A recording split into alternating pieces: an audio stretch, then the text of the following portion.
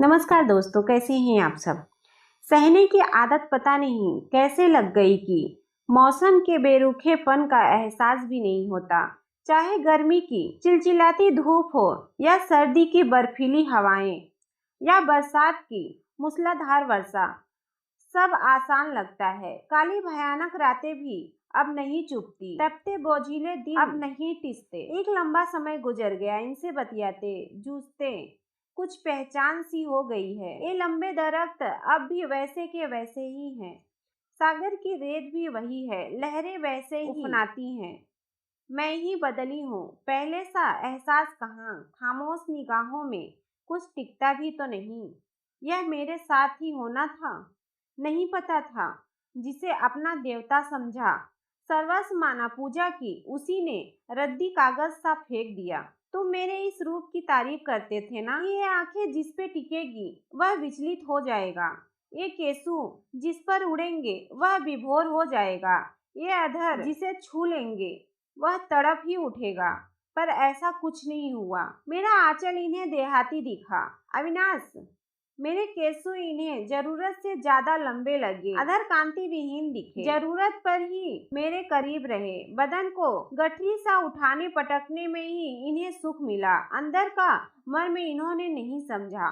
वासना की निगाहों से ही मुझे तौला। चूड़ियों की खनखनाहट इनके प्रेम में बाधक थी, इसलिए कलाइयां सूनी कर ली थी, जो अभी तक सूनी ही है, भर नहीं पाई। माथे की बिंदी, पैरों की पायल भी इन्हें पसंद नहीं थी, उसे भी निकाल दिया था। तुम तो पायल की रुंझुन पर गीत लिख देते थे और बार बार छेड़ने को कहा करते थे।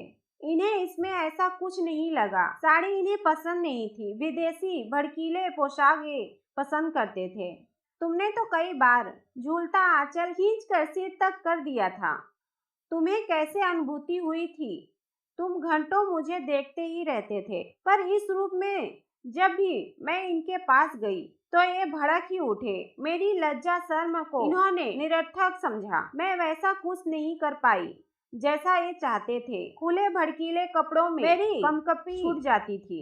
हाई हील की सैंडलों में मुझसे चला नहीं जाता। ये मुझे अपने दोस्तों की मंडली में बैठने को कहते, बियर पीने की जबरदस्ती करते। मैं इनका साथ नहीं दे पाती तो ये मुझ पर बरस पड़ते। जलसों पार्टियों में मेरा झिझकना, शर्माना, कतराना इनसे सहन नहीं हो पाता। घर आकर ये अपना गुस्सा मुझ पर उतारते, गालियों से घर भर देते। ये मुझसे कैसे उम्मीद बांधे थे, मुझे घर ब्याह कर लाए थे कि मेरी नुमाइश बनाने। जो इन्हें पसंद था वह मुझे नहीं, और जो मुझे पसंद था वह इन्हें नहीं। मैंने क्या नहीं किया। घंटों इनकी प्रतीक्षा की, जब तक ये ऑफिस से नहीं लौटे। एक कॉल नहीं निकला। कर्तव्य प्राणता में ही लगी रही। जरा सी आहट पर दरवाजे पर दौड़ पड़ती, गेट खुला ही रखती कि जब ये आएंगे तो इन्हें स्कूटर बाहर न रोकना पड़े।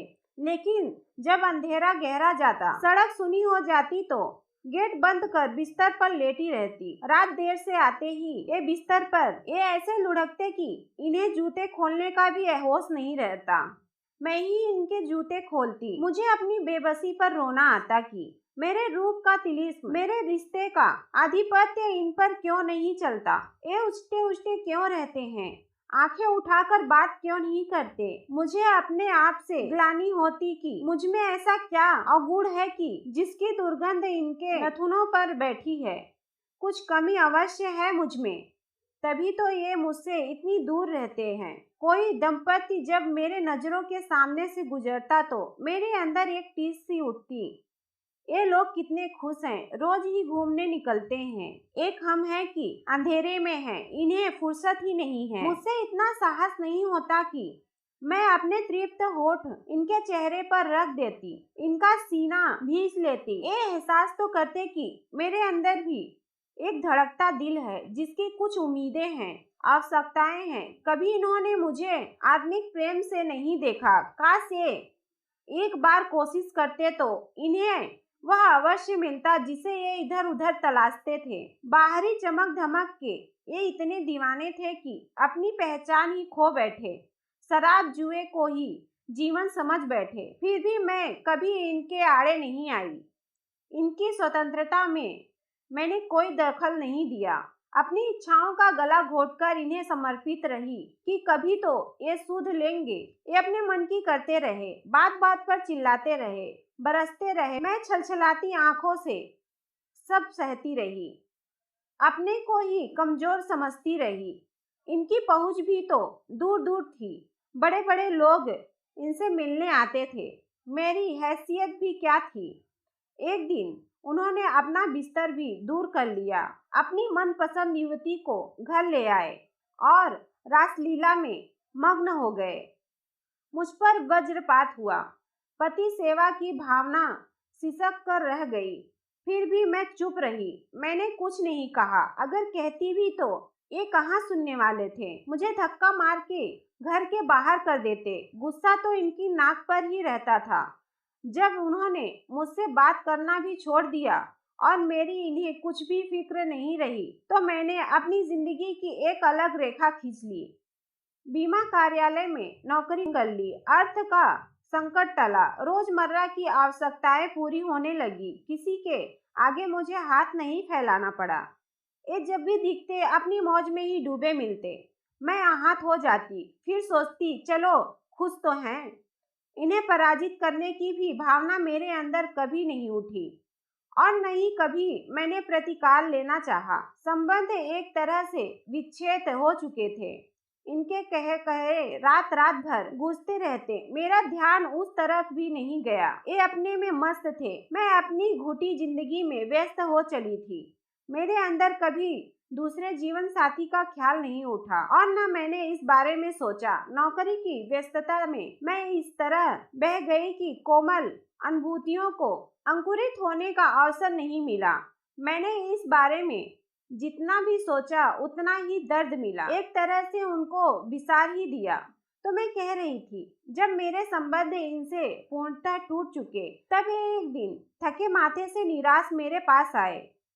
मैं देखती रह गई कि इन्हें इतने वर्षों बाद मेरा ख्याल कैसे आया। इनकी नजरें नीचे झुकी थी, ये मुझसे नजरें भी नहीं मिला पा रहे थे। आहत स्वर में बोले, मैं बर्बाद हो गया वंदना, मुझे बचा लो। मैं अवाक रह गई। ऐसा क्या हुआ? कल तक तो बड़े खुश थे, जरूर वह इन्हें छोड़कर भाग गई। नशा उतर गया तो चले आए, जैसे एकमात्र दवा मैं ही हूँ। यह सोचकर मेरा मन कड़वा हो गया। मैंने झट से कहा, आपको मेरा ख्याल कैसे आया? कौन हूँ आपकी? वो नाराज नहीं होगी? उसका नाम मत लो, वो कमीनी। मैं स्तंभित रह गई। मेरा अनुमान सही निकला, आखिर वह इन्हें चूना लगा गई थी। मैं तो उसे पहले दिन से ही समझ गई थी कि वह अधिक दिन नहीं टिकने वाली। उसके हाव भाव ही ऐसे थे। लज्जा तो उसे छू नहीं गई थी। मर्दों से बेबाक बात करती, खिलाती, झूमती, इन्हें भी तो यह पसंद था। आज मेरी जरूरत कैसे आ पड़ी? ये देहाती गंवार चेहरा कैसे भाया, जिस हृदय को इन्होंने धड़कता नहीं समझा, जिस यौवन का उन्माद नहीं जाना, आज इन्हें कैसे ख्याल आया? मैंने कहा, मैं क्या कर सकती हूँ? ये जोर जोर से सिसक पड़े और सिसकियों के बीच बोले, वंदना मुझे माफ कर दो, मैंने तुम्हें बहुत दुख दिए, बहुत तड़पाया, उसका प्रायश्चित मुझे कर लेने दो। इनके आंसू मुझे बेध गए। कहना तो बहुत कुछ था, लेकिन कुछ न कह पाई। गहरा निश्वास लेकर रह गई। मुझे खामोश देखकर ये गिड़गिड़ा उठे, कुछ तो कहो वंदना, बोलो, तुम बोलती क्यों नहीं? मुझे गालियां दे दो, कुछ बोल तो दो। मेरे होठ से एक शब्द भी नहीं निकला। मैं तो तुरंत बाहर निकल आई। ये सिर पकड़कर नीचे बैठ गए। मैं तत्काल निर्णय नहीं कर पाई कि मुझे क्या करना चाहिए। पल में 10 वर्षों की घुटन कैसे भुला देती, कैसे इनका भरोसा करती कि ये सच ही कह रहे हैं। ये अब घर के बाहर नहीं निकलते, ना अब इनके यहाँ शोरगुल होता है, न पार्टियां चलती हैं। मौज सी खामोशी छाई रहती है। कभी कभी सिसकियों की आवाजें भी मेरे कानों में पड़ती हैं। मन तो होता है कि जाकर इनका हाथ थाम लूं, आंसुओं से तर चेहरा आंचल में छुपा लूं, लेकिन अतीत मेरे सामने पसर जाता है। घुटन के बीच कुछ एहसास भी तो नहीं होता। तो दोस्तों, इस कहानी के बारे में आपकी क्या राय है, हमें कमेंट करके जरूर बताएं।